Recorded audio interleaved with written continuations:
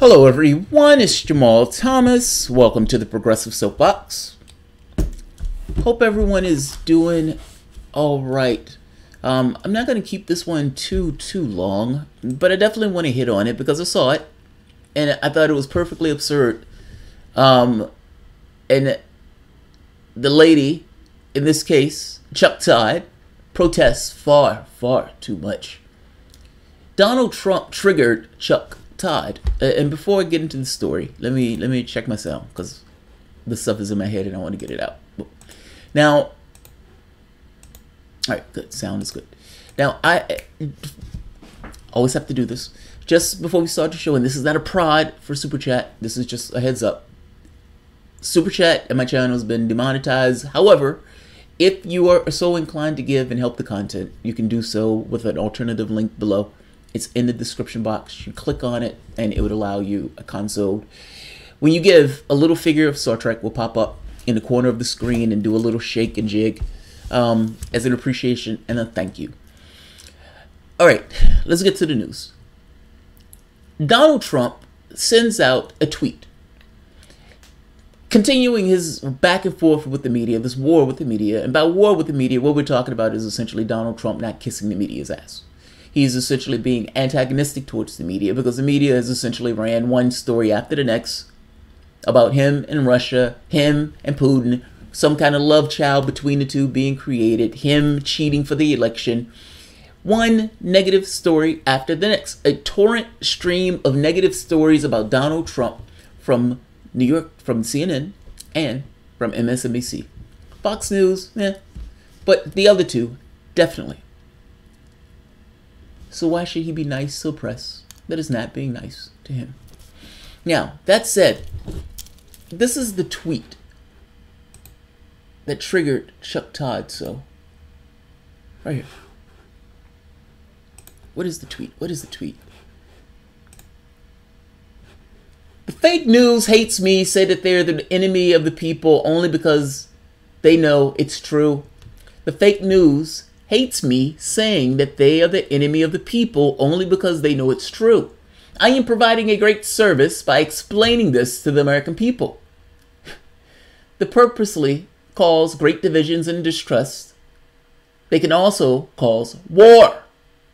They are very dangerous and sick. This tweet is funny, and this tweet to some degree is true. Not necessarily purposely cause distrust, division. To some degree, it depends on the intentions and who's pushing for the story and what they're trying to accomplish and everything else. But let's put that one to the side.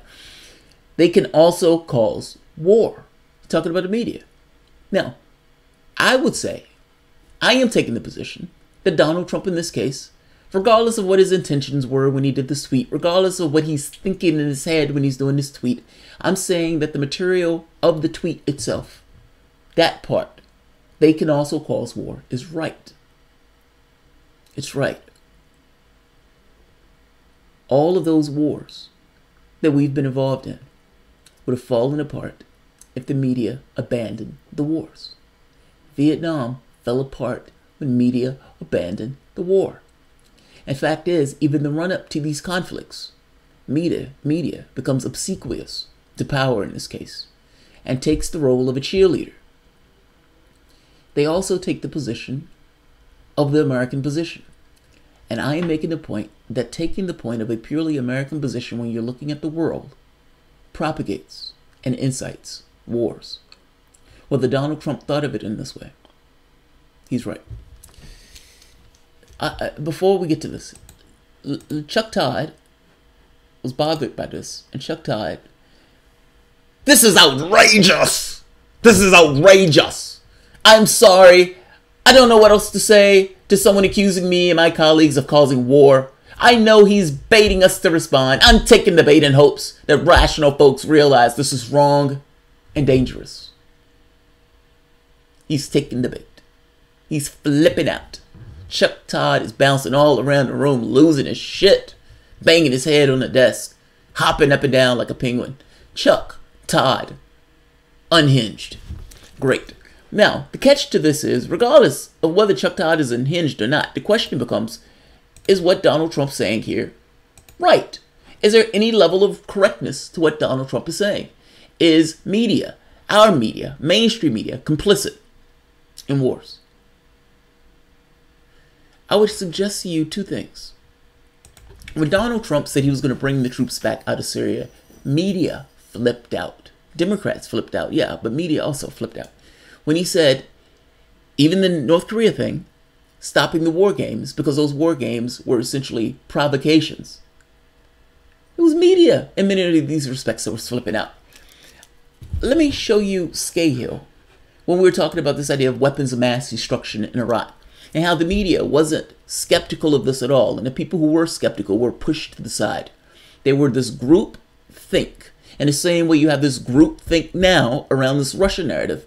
And that group think, if anybody questioned the narrative, how dare you, sir? And it would have been the likes of Chuck Todd doing the how dare you, sir. Listen to Scahill. Scahill is going to talk about Chuck Todd. He had a run-in with Chuck Todd. Now, if you know, Scahill is against the war thing. Scahill has been asking the question, why is the American kill list getting longer? Why do we consistently... Why does Obama have to continuously add one name after the next, after the next, after the next, after the next, after the next, after the next? And what seems to be this infinite list of names that need to be killed by some bullet or bomb or some terrorist that the United States is paying to do the killing. Scahill comes away with the most logical of answers. It's because we're killing people, and when we kill people, we're killing civilians. And because of the number of civilians we're killing, we're essentially creating more terrorists. Every bomb that we drop, every bullet we shoot, every civilian we kill is another terrorist that would need to also be liquidated. Scahill had the opportunity to have a conversation with Chuck Todd. He's confrontational with Chuck Todd because he makes Chuck Todd look bad, making the point to Chuck Todd that Donald Trump is also making to Chuck Todd. Listen to this. This is awesome. There's no visual. It's just the auditory audio. So I just play the audio. Every day he tells us what the White House soup of the day is. It's a big feature every morning on MSNBC. So Chuck Todd is on the lawn of the White House, and he still has the soup of the day in his goatee, and he's but he's saying, this whole debate in the country, or discussion in the country about holding torturers accountable is really cable catnip, and it's an unimportant issue. And about a week or two later, I was on HBO with Chuck Todd on Real Time with Bill Maher. And the panel was me, Chuck Todd, Representative Jan Schakowsky of Illinois, who's on the Intelligence Committee, and Jay Leno, the late night talk show host. So the way that show works is that there's a guest at the top of the show who comes out and they talk for 5 or 7 minutes with Bill about a book or whatever they're selling. And then there's a panel of people, and sometimes it's like a hip-hop artist and a Tea Party person, and there's sort of a mix of people. I'm sure some of you have seen the show. And then they bring out a guest in the middle of the show who either has written a book or has a new show or something like that, and Bill is supposed to talk to them for 5 minutes, and then the panel resumes. So I was that guest in the middle of the show, and a paperback version of Blackwater had just come out, and so they bring me out onto the stage, and Chuck and Jay Leno and Jan Schakowsky had already been in this sort of discussion, and so I sit down, and I'm supposed to, and they've all been told, when Jeremy comes out here, Bill is going to talk to him for 3 to 5 minutes, and you just keep your mouth shut, and then we'll join the conversation. So we sit down, and Bill is making these jokes about dollar blowjobs with me. Off the bat, I'm thinking my mom is watching the show, and my friends are watching the show, and Bill just keeps using the phrase dollar blowjobs because there was this document that had been revealed showing that Blackwater had people on staff, and that people were being paid $1 to deliver fellatio to Blackwater contractors in the Green Zone in Iraq. So Bill, of course, he has really wanted to talk about that. Finally, I get him past the dollar blowjobs, and we start talking about the substance of the book. I didn't get 2 sentences out before Chuck Todd, the expert of all experts, Mr. Washington Insider, decides he's going to mansplain the conversation to everyone. And he says, well, the real thing here, and he starts using his hand like this, and he starts going on. And I just chopped his head off. And I said, wait, Chuck, hold on a second. The problem is that none of you people sitting in the front row of the White House do anything to hold this administration accountable. None of you ever ask tough questions, just the way that you didn't do it under President Bush. Did you hear what he said? Chuck Todd tried to mansplain to a real journalist. And he chopped his head off and made the point to Chuck Todd that while you were sitting up there in your ivory tower making all the money in the world in your kind of Hunger Game-esque environment, none of you held the political leaders accountable. None of you asked tough questions. None of you were skeptical of what the government were saying. You were stenographers, and you essentially repeated what the government told you out to the American public. Listen to the response. I love this. And I said, and Chuck's like, what? And I said, well, no, I'm sorry. And you called it cable catnip when people were asking Obama to keep his word and actually do something to hold the torturers accountable. And then sort of this eruption happens on the show. And I didn't think much of it. I mean, this is a late night show. You're doing some sparring. These people do this all the time on their own networks. So we get up then after the show is done to go off stage. And we're sitting around, and I'm talking to Jay Leno, which is so strange for me, and I know Congresswoman Schakowsky, and they're taking our microphones off, and Chuck Todd says to me, that was a really low blow. I said, what was a low blow? He goes, just the whole thing tonight, the whole thing that you did tonight. And I said, wait, Chuck, I watch you regularly. Just tell me, was there anything that I said about you tonight that was inaccurate? And he said, that's not the point. Listen to that. Chuck Todd gets uppity, and for whatever reason, Chuck Todd believes that just because he's wearing a suit and he's a reality show host or a TV personality, that he can get in the face of a real journalist. Chuck Todd misses that this is reality and that Chuck Todd can get knocked out. Scahill, in this particular moment, thought to himself, do I need to punch out Chuck Todd? Am I going to punch out Chuck Todd? Now, this is funny on a few counts. A, because you're talking about knocking somebody out, and B, that you're using the first and last name of the person that you're talking about knocking out. As if you can't just say Chuck or you can't just say Todd for whatever reason. When you talk about Chuck Todd, you have to say Chuck Todd. Scahill continues into saying, am I going to have to knock out Chuck Todd? It is the funniest thing you'd hear. I wish that they had the video of that because I would have loved to see that take place. But what Scahill was saying here is true. You sat drinking your fine wine, drinking your brandy, going to your stops, getting your Starbucks in the morning, sitting in your office, looking at television most of the day, and coming out doing the spot every so often. A lovely, beautiful life. They call you a journalist for that. I don't know why they call you a journalist for that, but they do. I would say you're a TV personality, but whatever. In this case, Scahill, a real journalist, was making the point to him that you sat there $7 trillion, 4,000 American lives gone, 1 million Iraqis evaporated off the face of the earth, that particular country and that particular part of the globe completely destabilized, and you sat there, What were the harsh and critical questions? What were the holding government accountable? What was the skepticism about what was taking place? Can government sustain a war if media turns against that war? Look at what media did to Donald Trump. Donald Trump oftentimes has been antagonistic towards media, and yet when they start howling like howler monkeys, all of them in unison, creating a resonance, just rattling, oh, he's sitting with Putin in Helsinki, that bastard, how treasonous.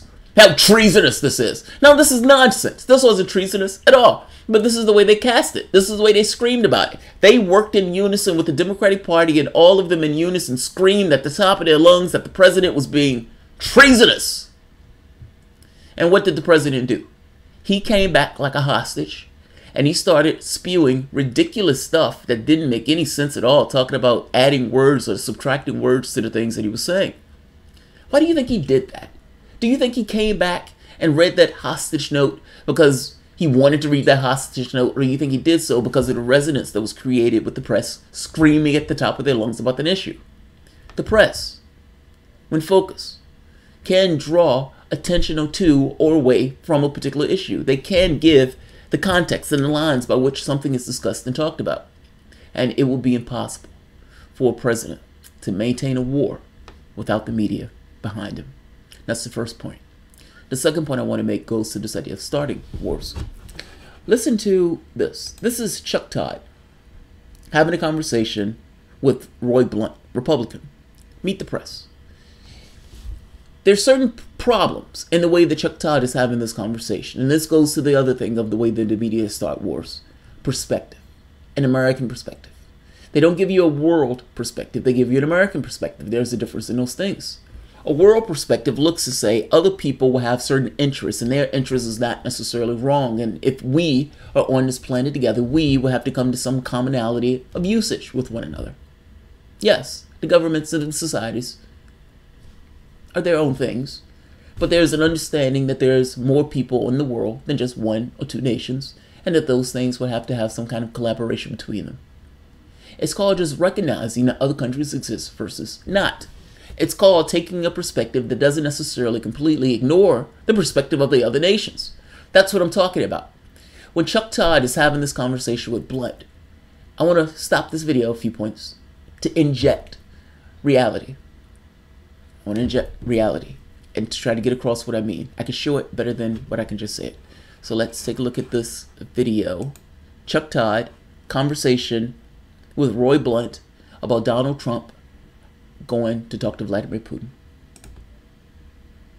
China. All right. The president has another tricky summit coming up with another authoritarian figure, this one by the name of Vladimir Putin.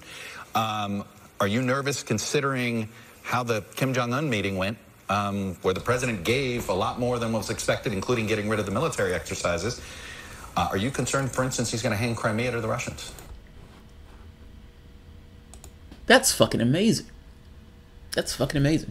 The president got rid of the military exercises. Now, an American perspective could say those are just military exercises. Let me write down the other one, Crimea. What is the perspective of the other party in this? Really, what is the perspective of the other party? You have another party, another country. That country had been in a war with the United States. Most people in the United States don't remember that war. In that war, a fifth of their population was destroyed, wiped off the face of the earth. They have this rabid right-wing, I would call him somewhat of a nut job, but at the very least, he's aware of trying to maintain his power and not necessarily want to be toppled, who's in charge of that government. Those people believe that they are under potential assault at every moment. Now, this country is also in nuclear power.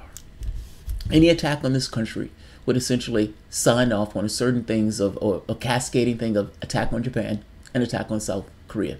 There's no military solution to North Korea. Those military exercises were provocative. You were pretending as if you were going to invade North Korea. You can imagine that a country that had been invaded, where a fifth of the population has been wiped off the face of the earth, may have some feelings about this pretending of attacking the country. Not to mention Bolton saying things like, having a guy killed and having a country toppled. You can imagine that this will be somewhat of a provocative act. Pretend for the moment that this was Russia doing this in Mexico in joint exercises where they were going to kill the president of the United States. Do you believe that the United States would take issue with that? Why wouldn't he? He's a person, he's a human being. Yes, he's going to take issue with it. So yeah, taking a larger perspective and seeing that, yes, we do these military exercises because if we need to have any kind of issue, we want to be ready for that particular thing. Yeah, but at the same token, they are also a provocative act in which we are pretending to decapitate and kill the leader of another country.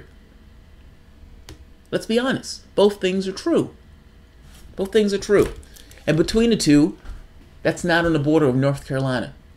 You're talking about something that's on the other side of the globe. That's the first point. The second point. Do we believe that Trump will hand the Crimea over to Vladimir Putin? Do we believe that Donald Trump would hand over, you could say, part of a country that doesn't belong to Donald Trump, nor does it belong to the United States, to Vladimir Putin, who, at the very least, that is within his sphere of influence? Whether or not you want to say the Crimea going to the Vladimir Putin or not, even that is somewhat stilted in the way that it's said. Why did Vladimir Putin intervene in the Ukraine? I understand that this is a lot of shorthand when he's making this conversation, but the shorthand ignores all sorts of context. And that shorthand skips and tinkles over the context, missing real key points that need to be made and an understanding of what he's saying. I'm making the point that even the language that he's using is cut in such a way that there's a bias built into the language, where if you were trying to have an honest conversation with Chuck Todd about this particular issue, you would have to take issue with one item after the next that Chuck Todd is using for shorthand, because those things need a larger expansion of context. The United States made a deal with the Soviet Union, or you could say with Gorbachev, that they wouldn't expand NATO when the Soviet Union went bust. NATO went bust, and they continued to expand NATO. Not just that, having Americans essentially intervene into Russian politics to try to get Yeltsin elected, and to essentially pilfer and steal millions of dollars from the country itself. Millions of Russians died in the changeover from this kind of capitalist shock therapy, or this communist shock therapy to country, to capitalists. Handing over the Crimea ignores why Vladimir Putin decided to intervene. The Ukraine is a massive continent, or was a massive country. That massive country at one point was part of the Soviet Union. By the same token, that country is on Russia's border. What do? Do you allow an organization that's hostile to your interests, which is NATO, National Alliance Treaty Organization, that's built to purely to be a rebuff for you? Do you allow that to get all the way to the point of being on your border with the Ukraine as another hostile nation? Would the United States allow it? The United States was willing to go to war with Cuba. I mean, with have a nuclear war to prevent missiles from going off in Cuba. But we're shocked that Vladimir Putin would somehow respond by the NATO expanding to the border of Ukraine, or potentially going to the border of the Ukraine. No, he wanted a border. He wanted a luft. He wanted a space. That space being, you can say, the Crimea. Again, all of this is shorthand. Vladimir Putin, or let's say Donald Trump, doesn't own the Crimea to give it away one way or the other. Let's keep going. But trying to make this point of an American perspective that completely ignores the idea or the legitimacy of other perspectives when they're having conversations about this stuff. Let's keep going. There's only a little bit more left.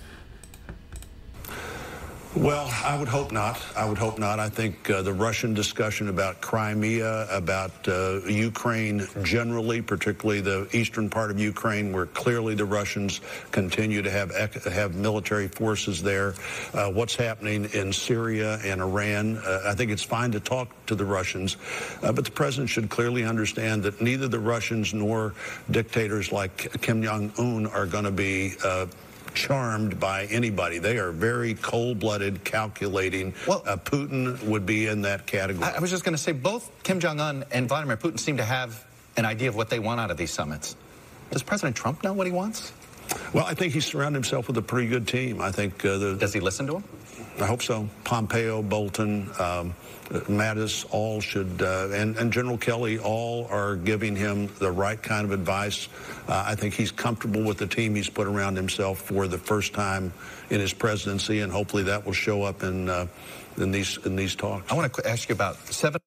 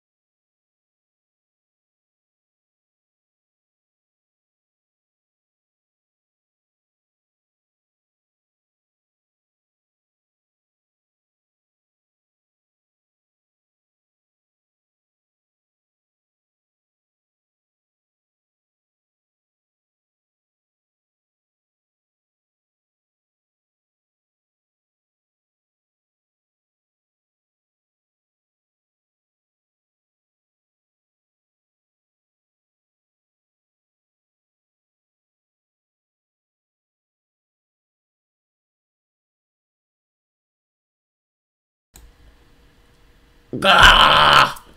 Bastard. I'm making the point, and I'll make this point again. Hopefully it wasn't that long. Damn, that sucks. Alright, I don't think it was that long though.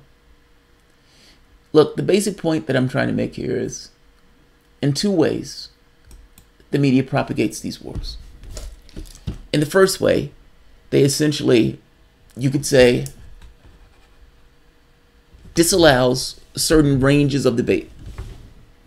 So if you're talking about weapons of mass destruction, the people who were questioning this were pushed to the side. The second way, though, I think is more insidious. In this case, the shorthand that Chuck Todd was using when he's having this conversation. These things need a wider context. It's the wider context that's often missing, and that wider context is ignored just purely for the American perspective. When Chuck Todd is having this conversation saying, is Donald Trump going to give away the Crimea, something that Donald Trump has no ability to give away because Donald Trump doesn't own it. When he's making this point about North Korea and all this other stuff, missing the point of the history of North Korea, missing the history of NATO, missing the history of what we said we were going to do at the end of the Soviet Union, at the end of the Cold War. I'm making the point that all of this stuff is necessary to have a contextual view when you have these conversations. And if the media is going to isolate the point of view of the American population to just the American perspective, then you can see the problem. Does other countries have valid points? And if they have valid points, and you're isolating the public to the American perspective, you are stilting the public from a perspective that the public needs in order to understand the situation that is taking place around the world. Media in this country, you've just seen Chuck Todd do that.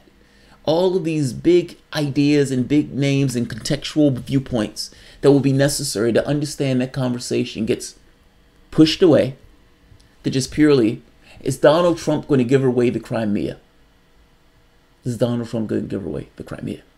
In the same way that Donald Trump gave away the house with North Korea.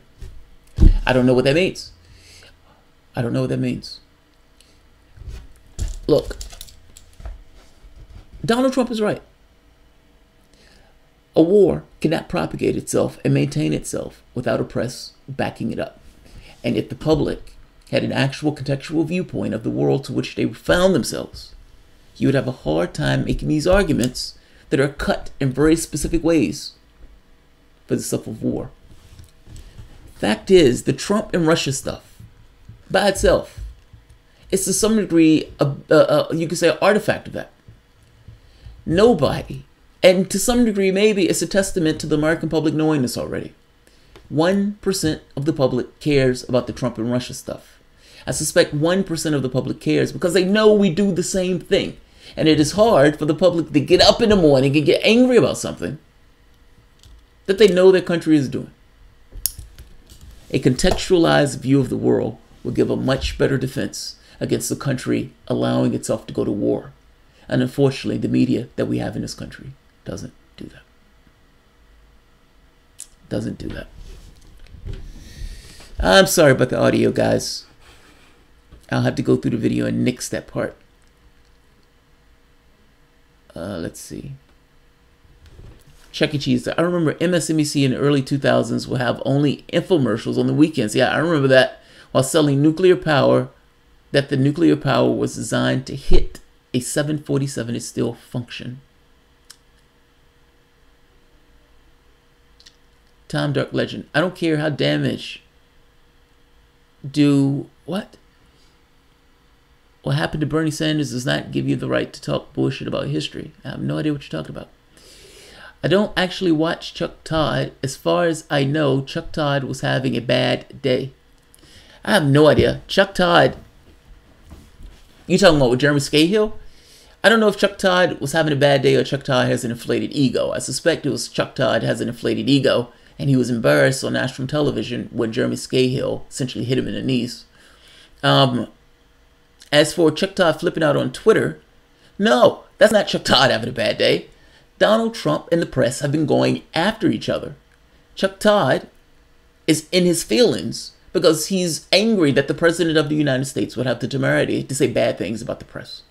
Well, he needs to get over it. The people don't like the media. Donald Trump has an easy target with the media. Chuck Todd has promoted every single bullshit story about Libya, Syria, Afghanistan, Iraq, Somalia, and Saudi Arabia since he's got his rat face on the air.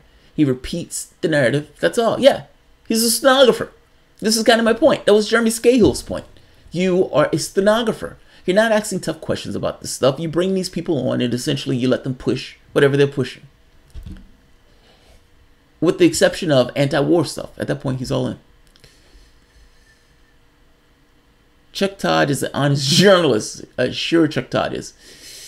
Stephen Carl, you're intentionally only remembering the part of history where the narrative has swung away the Bush company. That's all corporate media does. Repeat the company line. Hello, okay, I missed the earlier context.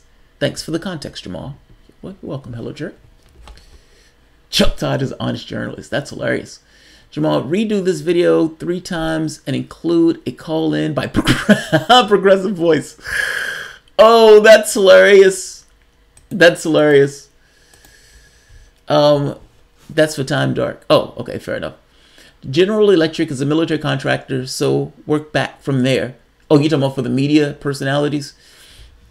I said this way, you have a bunch of millionaires on television who are mostly unaffected by the things that take place. They're insulated. And in their insulated chamber where they're getting paid by, like you say, weapons contractors and military and all sorts of corporations, they have a narrative. Now, it's not so much that they tell Chuck Todd what to say. It's more so they hired Chuck Todd because Chuck Todd is Chuck Todd. Because they knew Chuck Todd was only going to go beyond certain bounds and was not going to ask certain questions. They knew it when they hired him. Otherwise, they wouldn't have hired him. So Chuck Todd is Chuck Todd. And if Chuck Todd wasn't there, there'd be another person with a different name who's essentially being Chuck Todd because that's what the job entails.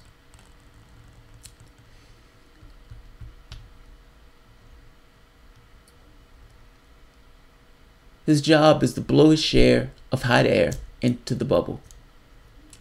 Yeah, I mean, look, what was Chuck Todd doing when they were pushing weapons of mass destruction? What was Chuck Todd doing when they were pushing the Syria nonsense about chemical weapon strikes? What was Chuck Todd doing in all of these situations? In both situations, you've had something that was untrue, that the media never even pushed or pried into to see whether it was untrue. And despite dealing with this kind of complete untruth in which the entire ecosystem of America was inundated with this idea that Iraq had weapons of mass destruction, when the situation comes up again, they repeat the process. No clarity of the last 20 years. None. They repeat the process. Yeah, it's the media. It's people like Chuck Todd that allows this stuff to prosper. Call it what it is. Call it what it is. I'm not saying Chuck Todd himself is starting a war. I am saying that the media is complicit in those wars. When these politicians are taking a position, media they're not antagonistic towards a position at all. Oftentimes they are completely obsequious to whatever the media or politicians are pushing. And they accept it at face value. Even Donald Trump, the person they said was the goddamn apocalypse himself. He was annihilation with legs and tiny hands. And yet they still gave him a military budget of $717 billion. That didn't stop at all. That didn't stop at all. I'm going to end this here. I'm going to have to come back and cut this video.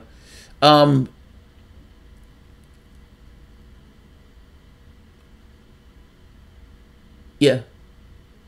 He'll show hours of footage of the Syrian gas attacks, but no footage of John Kerry or Jim Mathis coming out saying that they were bullshit. Yeah. Like, you get a version of the world. There were conversations where you had with Bernie Sanders, where Bernie Sanders had to remind him of what took place in Syria, making the point that we don't want to get ourselves involved in something where we will be involved in a conflict in the Middle East, especially after Iraq. Yeah, he's a stenographer. He's a stenographer. So, yeah. Chuck Todd did not push weapons of mass destruction. You're sadly... Where was Chuck Todd when the weapons of mass destruction came out? That's what I'm asking. And not just that. When Scahill pinned him on, making the point that during the war, why didn't you ask difficult questions of the government? Why didn't you hold the government accountable? Why was Chuck Todd so crossed at Jeremy Scahill for asking him questions like that? So yeah. The media has responsibilities to not stenograph, Jesus Christ, the message or any interest, whether it be public or private.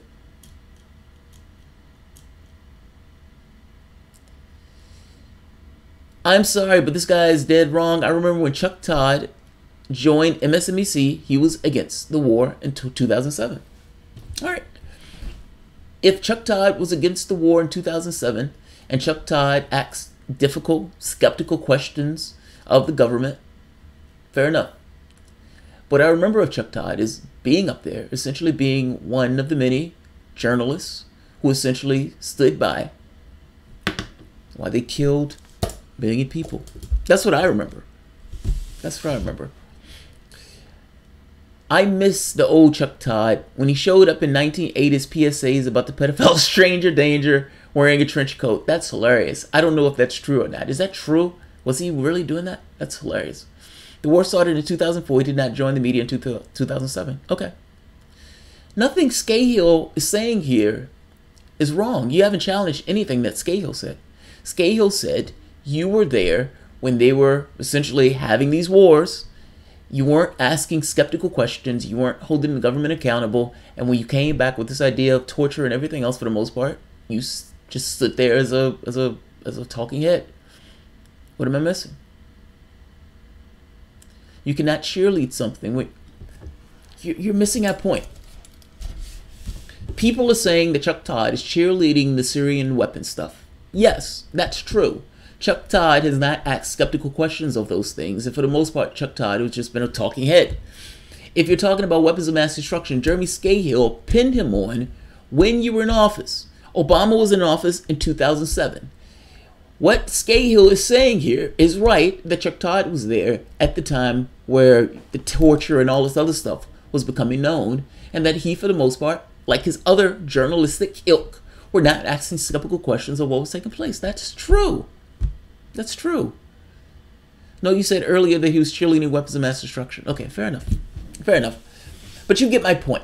The media itself was cheerleading those things. It was not asking skeptical questions of the government at the time that these things were taking place.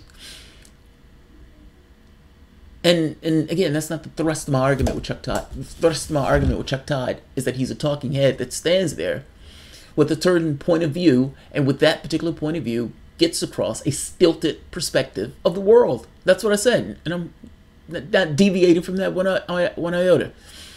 Maybe after the 2018 midterm losses, some of the people would be replaced. Question, is replaced by who else? That's the question, Bob.